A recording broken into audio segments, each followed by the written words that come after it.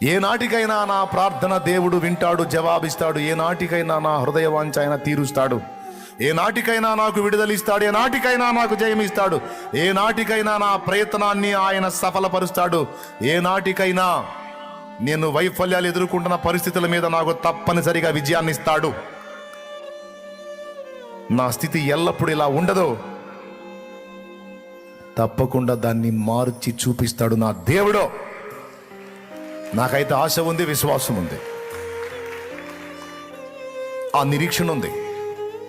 ఆ ఆశతోనే నేను బతుకుతున్నా అని ఏ హృదయాలైతే స్పందిస్తాయో అలాంటి హృదయాలను ఆయన అక్కడి నుండి పరిశీలిస్తాడు.